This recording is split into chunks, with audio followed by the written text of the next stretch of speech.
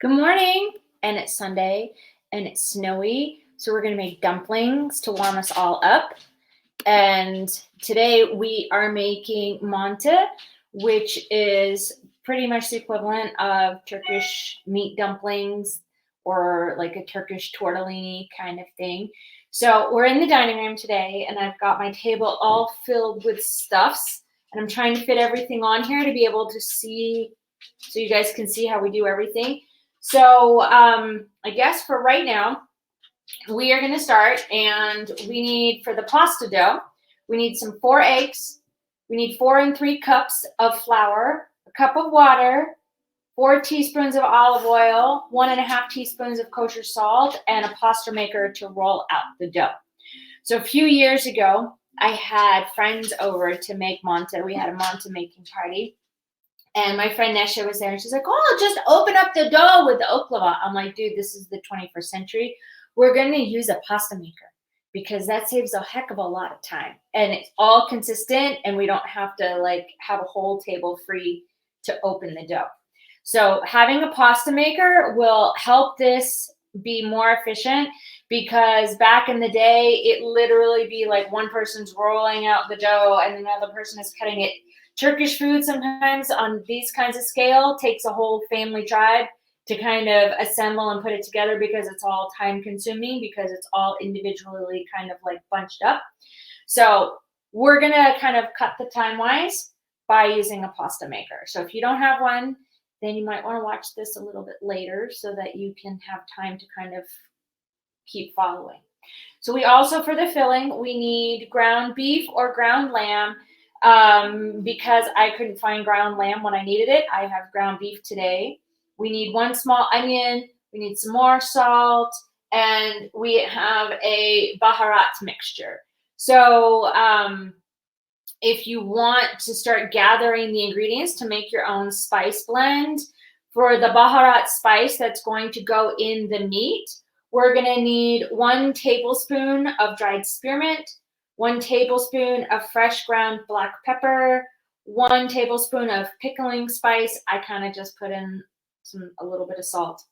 1.5 teaspoons of ground nutmeg, 1.5 teaspoons of ground cinnamon, 1.5 teaspoons ground coriander, and 1.5 teaspoons ground cumin. So what I do when I make Baharat is I just get a big jar and I just make it up so that it's just all ready when I want it. So I kind of double and triple the recipe. So it's just there.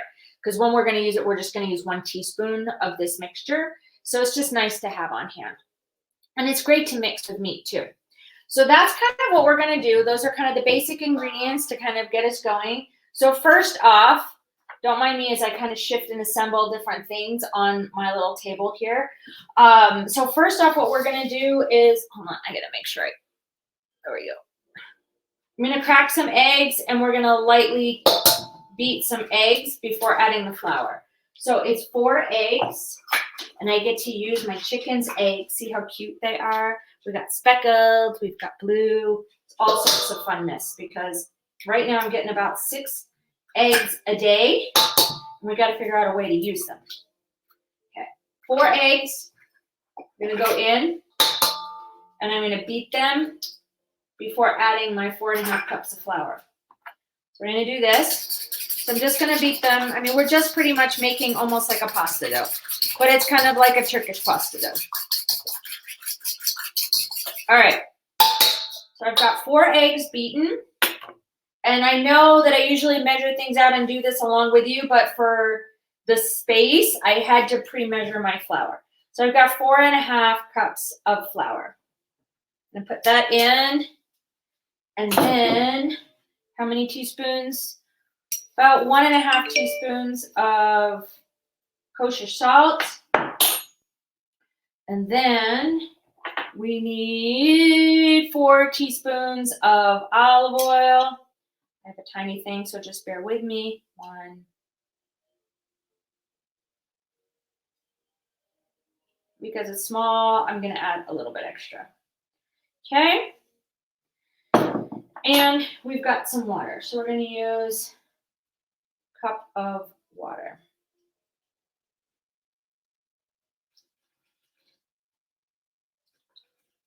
We're just going to pull it together just like a regular pasta dough. And then we're just going to let it sit for a minute while we do our meat filling. And this makes a lot. So be ready when we make these. I usually have 3 or 4 cookie trays ready, because what we're going to do is we're going to roll out all of this dough. We're going to quarter it. We'll roll out the dough, and then we'll cut it into little squares. And we're going to make our little manta, and then I bake them in the oven. So what I've done in the past and what I do now is a little bit different. So in the past, I used to just assemble them. I put them on a cookie sheet, and I would take the cookie sheet and put them directly in the freezer, right? And then it just freezes it. And then when you cook it, then the meat would cook, in the broth later on. But one time I said, well, let me see what happens if I bake them before I put them in the freezer. And I have to tell you, the flavor of the spices when you bake them in the oven, as opposed to just putting them, kind of just assembled and the meat's raw in the freezer, there's a completely different flavor combination, and it's so much better. So I highly recommend putting them all in the tray. You're going to have 3 or 4 trays of these. It's going to be like 300 by the time you're done. So when I mean it takes a village and it takes a lot of people, if you want to get through it in a good amount of time, we're not going to do all of them today. We're just going to do a few so you can see what it's like. It takes a good amount of people and fingers to kind of get this done. But then you can put it in the freezer, and they're super easy meals. So Mina and I usually pull out, I put them in the small Ziploc sandwich bags, and that's enough for Mina and I for a meal. And it's just really easy to kind of pull out and cook up, because you can just drop them in just like tortellinis in the broth when you're ready.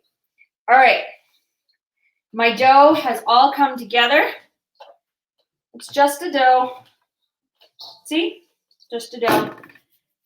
So I'm just going to kind of get some of this extra, put a towel over it, and put it on its away until we can get to it when we have the meat done.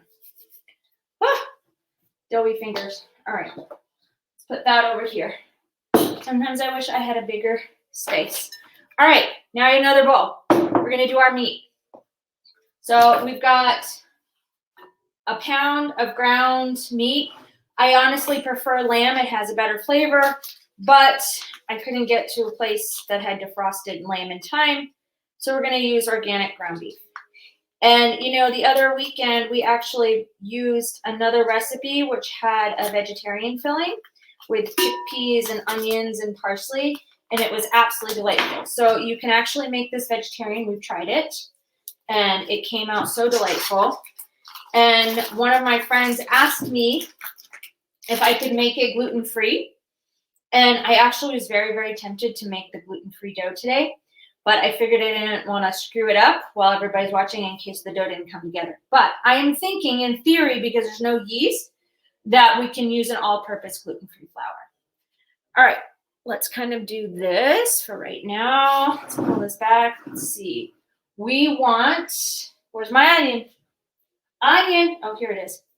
All right, I cannot seem to get this thing right. All right, here we go. So we've got 1 onion, and we're going to grate it. So what I like to do when I grate my onion is I like to keep that stem on. So I slice the front here, and then I grate it, because when you keep that stem part on, it kind of holds it all together and it's not all falling apart.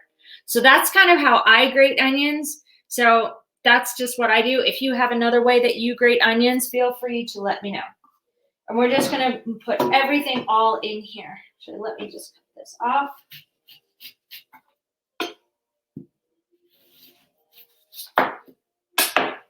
Okay.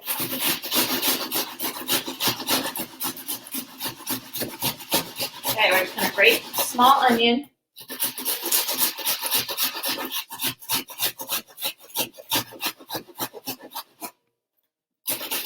Get that in there. And then we're going to, once we get it, we're going to just knead it for a while.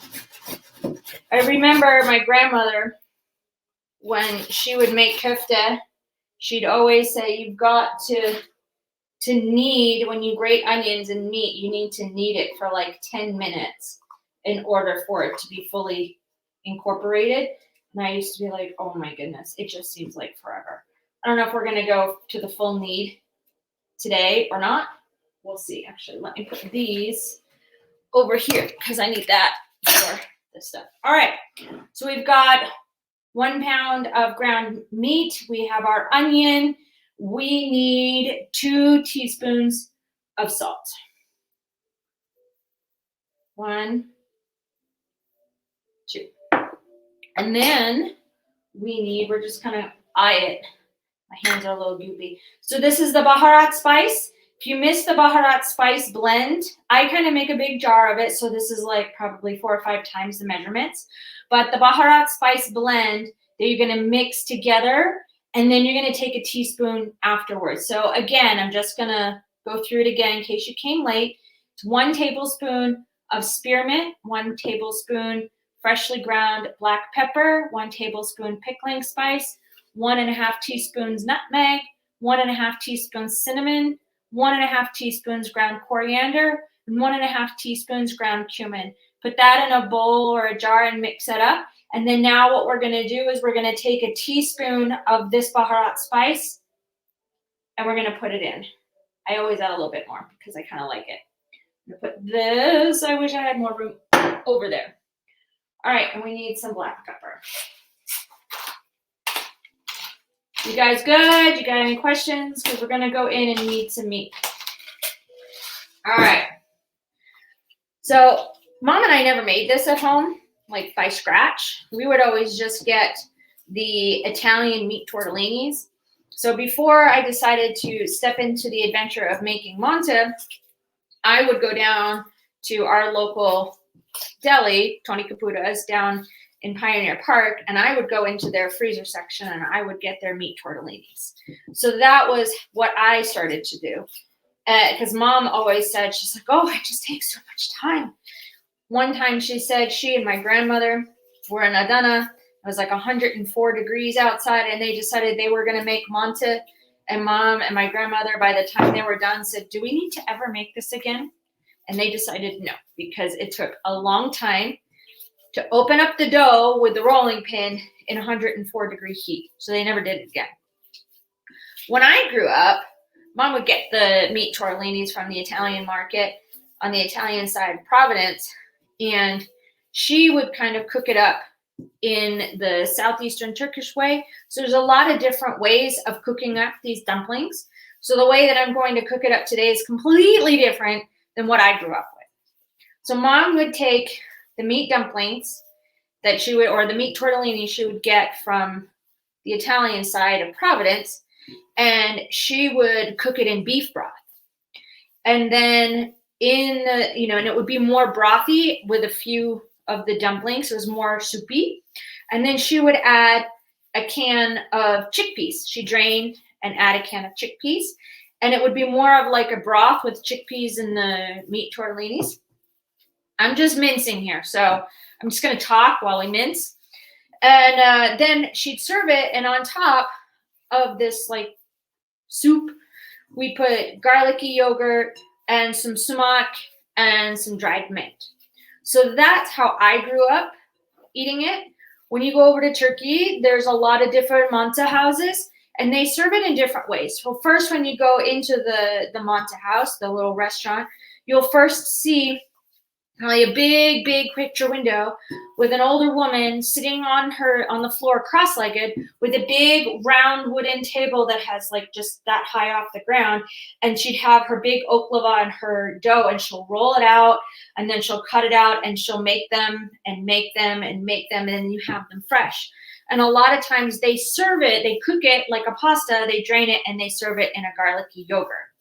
So everywhere you go, there's kind of a different way of doing it. I just have my own way because we really like tomatoes and tomato soup and tomato anything, that I've kind of incorporated a lot of tomato flavor in the cooking process once they're done. All right, I think I am good with my mincemeat. So where's my towel? Because I got to get this off of my hands because it's kind of gross. All right, let's wipe our hands down and get to rolling out the pasta. Okay? Any questions so far? You guys good? All right, let's put this over there. I'm gonna put that over there. We don't need this anymore either. Okay. My goodness, I wish I had a bigger table or something. Got my extra flour. I have scissors because scissors make life easier in cutting these into little squares. I don't need this anymore. All right, so we've got our dough. So I am just going to rip off a piece of dough.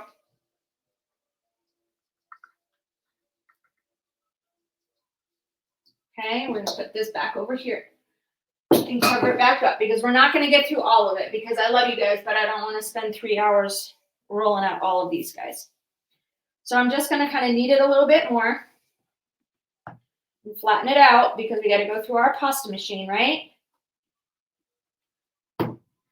Now, for those of you who have pasta machines, you know kind of how to start your pasta. You start it at the widest level, right? All right, so is mine at the highest level? No. Okay. I'm going to sprinkle a little bit of flour. Actually, I probably don't need this. Let's get rid of that. All right. Okay, let's go. So I'm just going to start rolling. I probably should have moved this. Hold on. I'm just going to move this. It's too far down.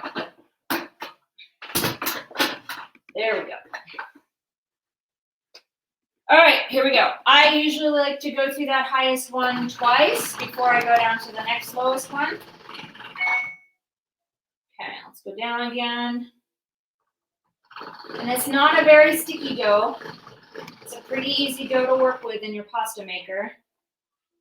So I'm going down to the third notch now.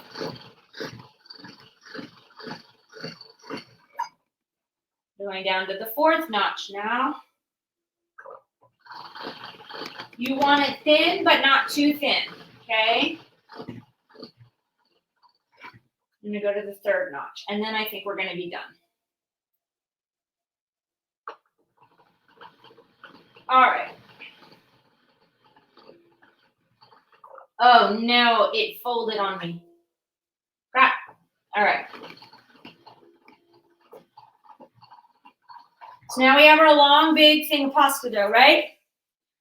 So I'm going to pull this on my table. All right, let's see here. There we go. You can still see. I'm going to cut it in half so that we can all work at this, so it can all be kind of contained in one area. So this is where scissors come in handy. I'm just going to cut probably about an inch-ish long strips. Okay.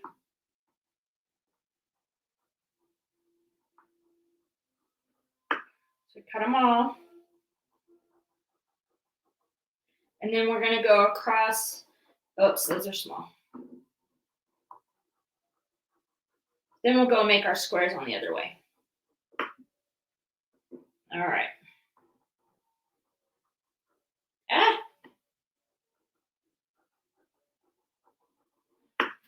All right, now we've got our strips. We're going to go up with our squares. And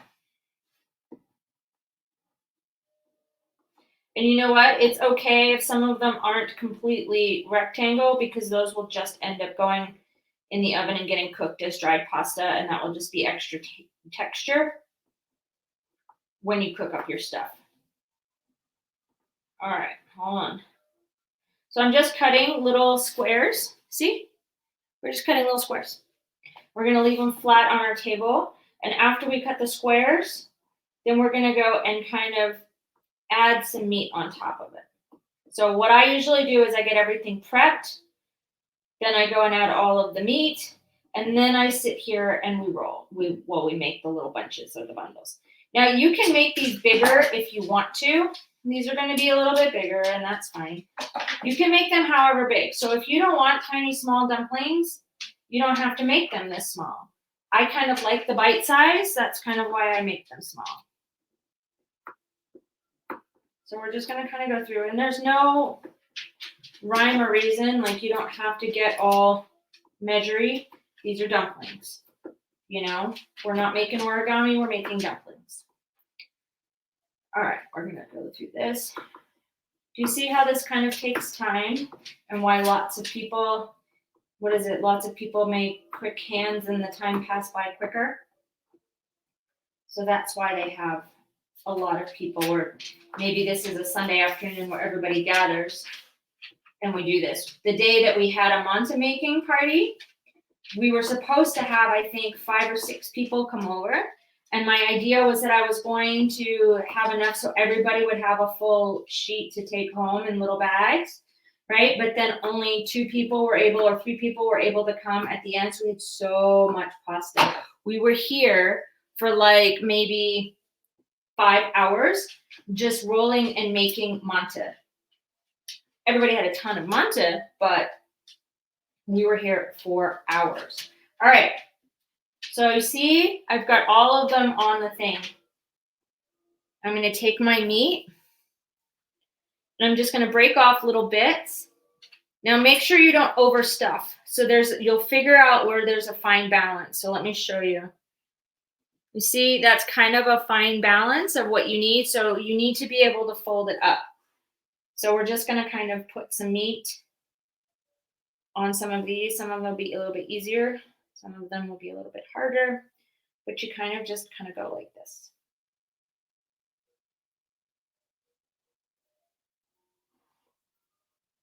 Oops, that might be a lot. So we're just going to kind of put our meat here.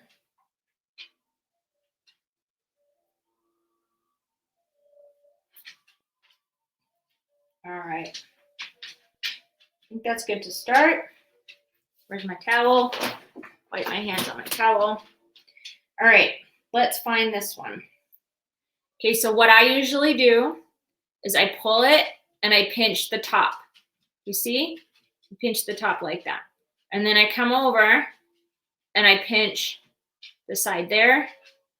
And I come over and I pinch the side there. You see? It's like that.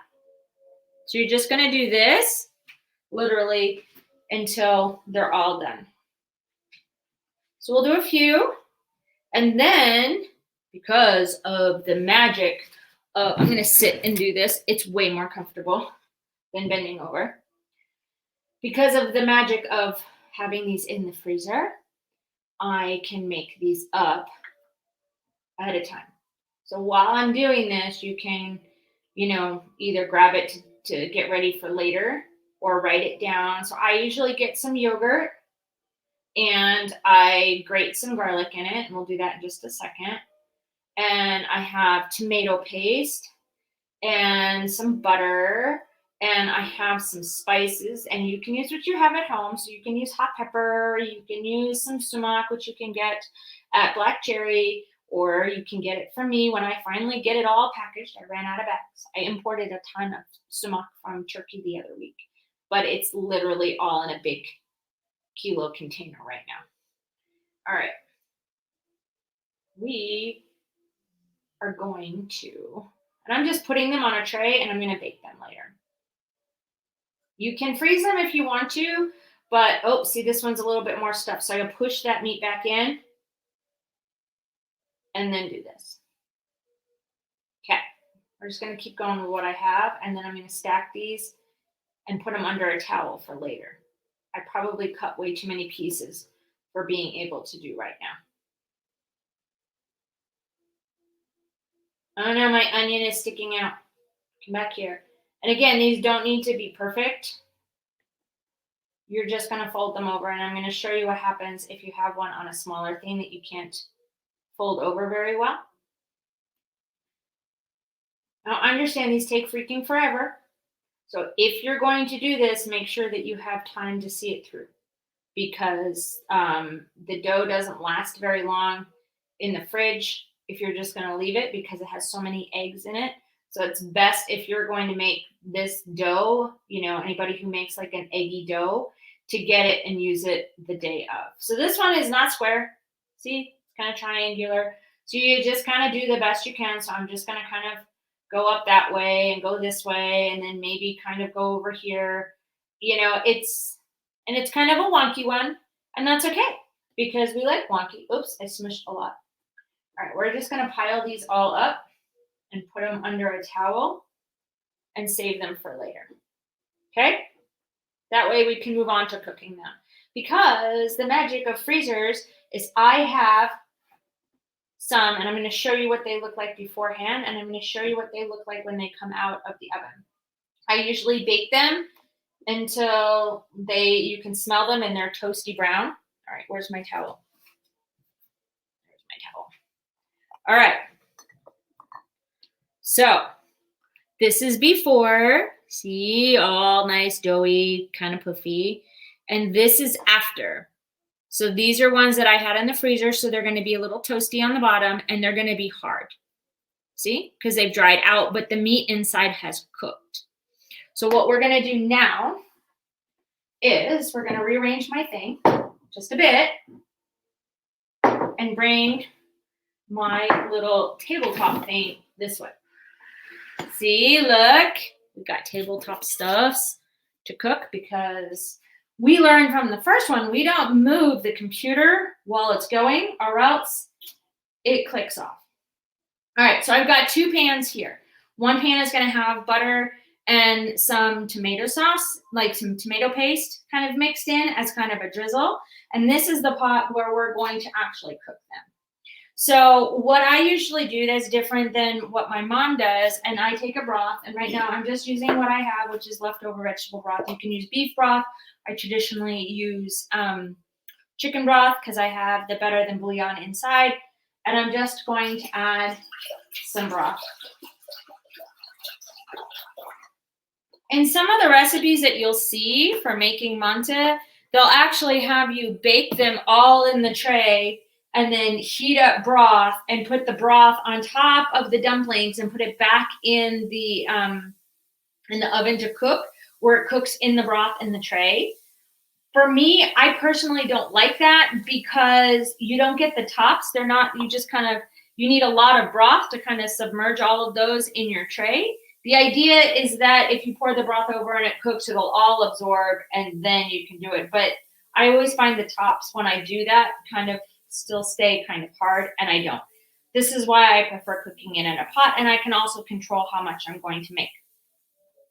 So let's see. Right now, I just kind of have a thing like that. I have my tomato paste. So what I'm going to do is I'm going to add a good helping of tomato paste into my broth. So it's almost like making like a tomato soupish kind of thing.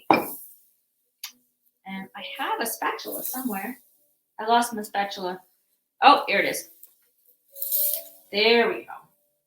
So we're just going to get this. We're going to bring this to a boil. Okay.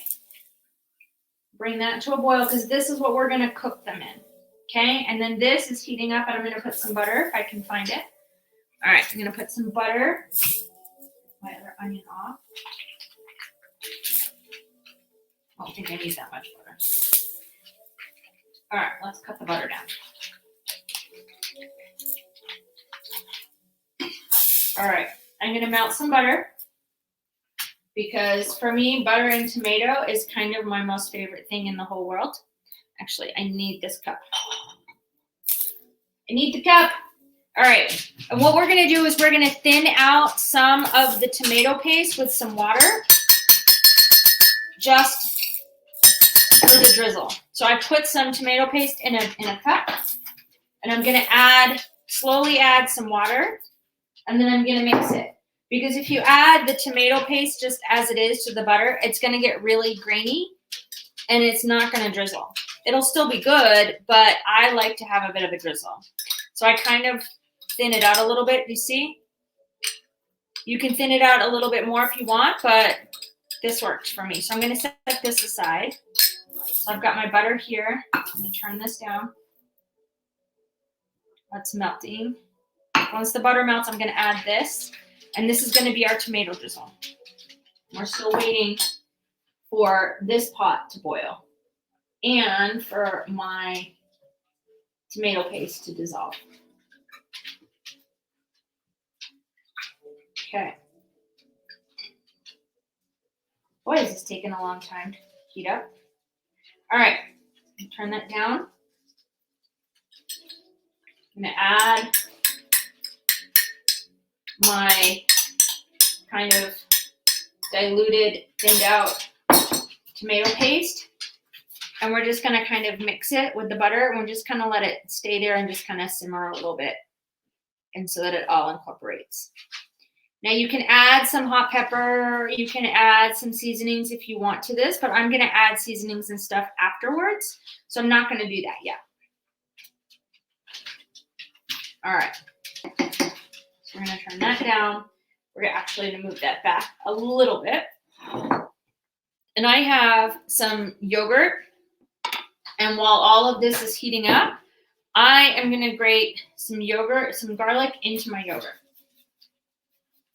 Ooh, I think we're just going to turn that off because that is bubbling more than I want. Maybe I should have put the other one on that burner. All right. Ah! My garlic is slippery.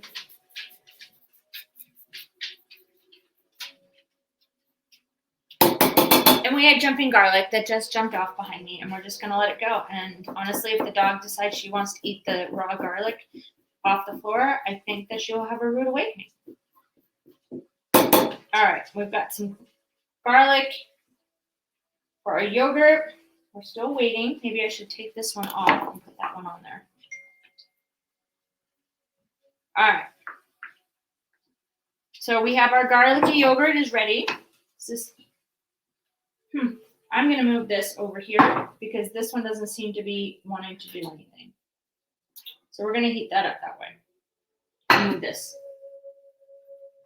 There we go. Let's see if this works better. This burner seems to be working better than that one. So we're going to go with what we got. Okay. So we're just waiting on the water to boil, and then we are going... Oh, yeah, that's working much faster. And we're going to put our dumplings in the pot to cook. I kind of like a combination of brothy, but more dumpling-y, like more of a pasta, but with a little bit of broth. Mina kind of likes more like a half and half where it's soupy.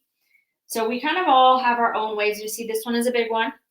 They're all different sizes. And they can be all different shapes. Sometimes people will make a big dumpling and twist the top up so they're big little pockets. You can kind of do your own shape however you want to do it. Some people you can use a ravioli one too. So if you have a ravioli, like press where you put the pasta dough there and then you put it all in there, you put the dough on it and then you roll up the raviolis, you can do that too. I mean, these are kind of just Turkish raviolis is kind of what they are between a ravioli and a dumpling. So you can do it however works for you. That's going to be the most efficient on time. This is the traditional shape, but you don't need to keep it to this shape. And this is actually sometimes big. If you go to a Turkish restaurant, they might be even tinier, like the size of my fingernail. So I can't even imagine making them that much tinier because it's hard. And then you end up with very little meat on the inside and it's just pretty much pasta. So if I'm just going to have pretty much pasta, then I might as well just have pasta and do like a deconstructed Manti. You can also do a deconstructed Manti if you don't have time to roll out your own dough, but you want the same flavors. What I've done in the past is to get the little orecchiette, the little circle hat pastas, and you can cook that up and then you can saute up some ground meat and onions and you can sprinkle that on top and you can do your yogurt and you can do the drizzle. So you can do kind of a deconstructed Manti if you don't have time to do this and still have all of the flavors. So, there's ways of having the flavor of Manti without having to go through all of this work. So if you don't want to do it, but you want the flavor some Tuesday night when you're just like, oh my goodness, this would taste really good, then just go and get the orecchiette pasta and just cook it up that way. All right. I am going to put my pasta in, and we're just gonna cook that. Let that cook, and just cook it like a pasta, until it's done. I like cooking it in the broth because that way it kind of all gets cooked and it all gets covered, rather than cooking it in the pan. So this isn't going to take it's not going to take long, mainly because I took it out of the freezer a little while ago, so it's defrosted a bit. So this is just kind of reheating it and softening the pasta is kind of what that's going to come to.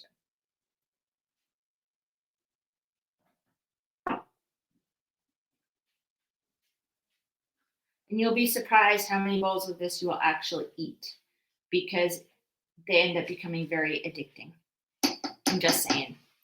I'm thinking that maybe over the next couple of weeks to put together a Manti kit for a weekend where you get some Manti and you get some garlicky yogurt and some spices where you could do it at home and have the same flavor without having to go through all of this work. But I got to see how my time works because, again, making all of these things takes a gazillion amount of time. Okay. And again, it's like fresh pasta and tortellini. It doesn't take very long. So you can always try one and test one to see if it's cooked or not.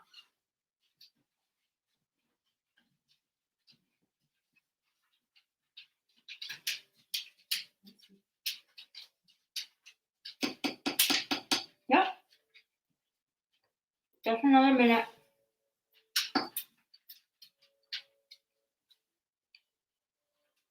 All right. We're just going to kind of, because I have a lot of broth, we're just going to spoon some in here. I forgot to spoon. And then I'm going to pour the broth over it.